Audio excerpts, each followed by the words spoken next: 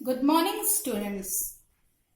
पिछले लेक्चर में हम लोग ने संधि के बारे में अध्ययन किया कि संधि किसे कहते हैं, उसका शाब्दिक अर्थ क्या है। तो हम लोग ने देखा था कि संधि का शाब्दिक अर्थ क्या है, जोड़ या मेल। और संधि की क्या परिभाषा कि दो वर्णों के मेल को क्या बोलते हैं, संधि कहते हैं। जहां दो शब्दों का मेल होता है वहां पे क्या होता है बच्चों, इससे पहले हम लोग ने पढ़ा था समास होता है। और जहां दो वर्ण मिलते हैं वहां पे क्या होती है, संधि। इसके बाद हम लोग ने देखा कि संधि के भेद वो कितने प्रकार का होता है। तो हम लोग ने देखा था कि संधि 3 प्रकार की होती है, स्वर संधि, फिर व्यंजन संधि और विसर्ग संधि, जिसमें हम लोग को केवल स्वर संधि का अध्ययन करना है। जिसमें हम लोग ने जाना था कि स्वर संधि कितने प्रकार की होती है, 5 प्रकार की होती है। दीर्घ संधि, गुण संधि, यण संधि, अयादि संधि, और 5वीं कौन सी संधि है बच्चों, वृद्धि संधि।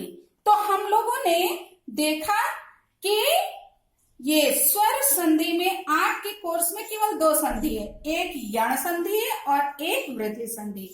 हम लोग ने इससे पहले यण संधि के बारे में जाना, जिसमें क्या था, ह्रस्व या दीर्घ यानी छोटी ई या बड़ी ई, छोटा ऊ या बड़ा ऊ, री या लरी के बाद यदि कोई असमान स्वर आए तो क्या होता है, उसके स्थान पर क्रम से जो है या व रलय में बदल जाता है। तो बच्चों ये ध्यान दीजिएगा, जब भी आप संधि हुए शब्द को देखें और बीच में आपको उस शब्द के मध्य में यदि या व रल दिखाई दे तो आप जान जाइएगा कि यहाँ पे कौन सी संधि है, यण संधि है। इसका सूत्र पिछले लेक्चर में हमने नहीं बताया था। सूत्र है इसका इको यणची। कभी कभी पूछता है कि इसका सूत्र भी बताइए, तो बच्चों इसको आप लिख लीजिएगा अपनी कॉपी में। यण संधि का सूत्र है इको यणची। अब हम लोग वृद्धि संधि का अध्ययन करेंगे। इसका सूत्र है वृद्धि रेची। क्या है, वृद्धि रेची। अब इसकी परिभाषा हम लोग देखेंगे। आ के बाद ए या ए आए तो दोनों के स्थान पर ए हो जाता है। क्या होता है, ए हो जाता है।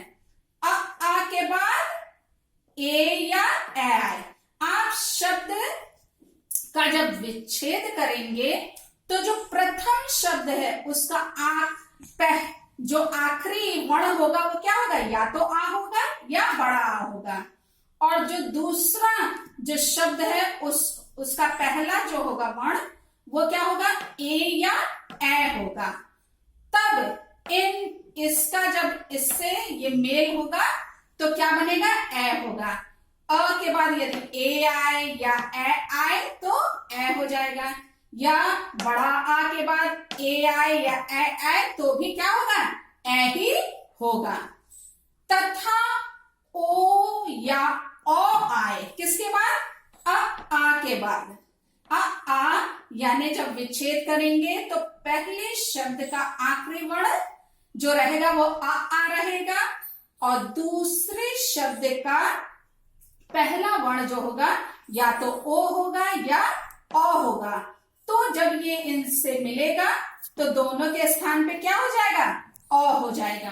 चलिए हम लोग उदाहरण के द्वारा यहाँ पे आगे जानेंगे कि कैसे।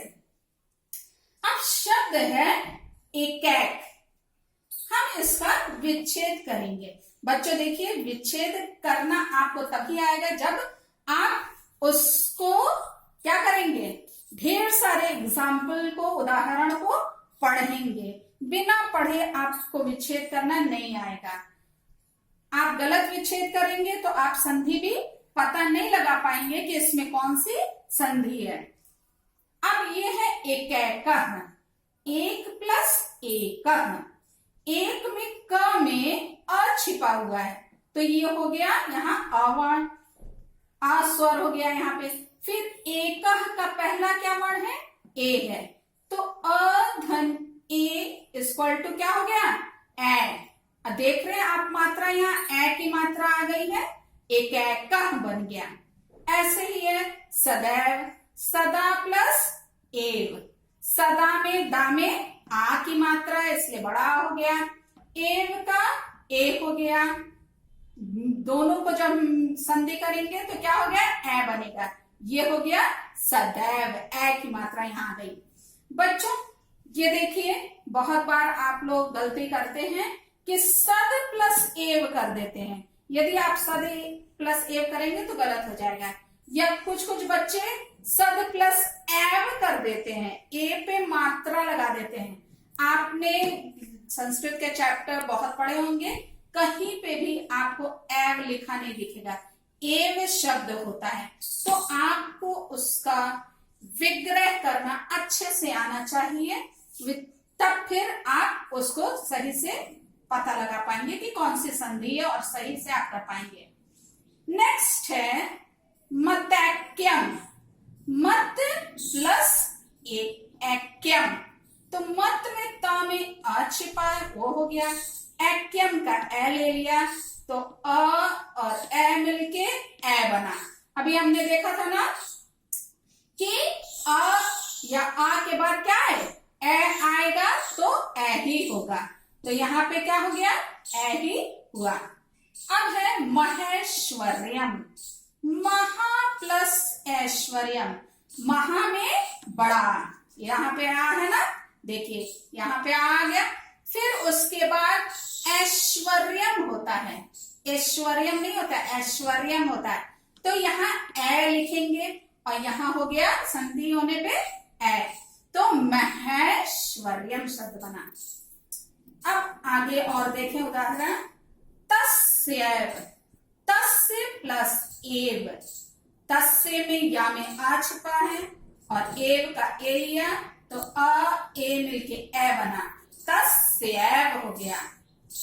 महोजः, महा प्लस ओजः, महा में आ की मात्रा, तो यहाँ क्या हो गया? बड़ा हो गया। ओजा का ओ, आ के बाद ओ आया तो क्या बना? ओ। यहाँ भी हमने देखा था ना, आ के बाद क्या है?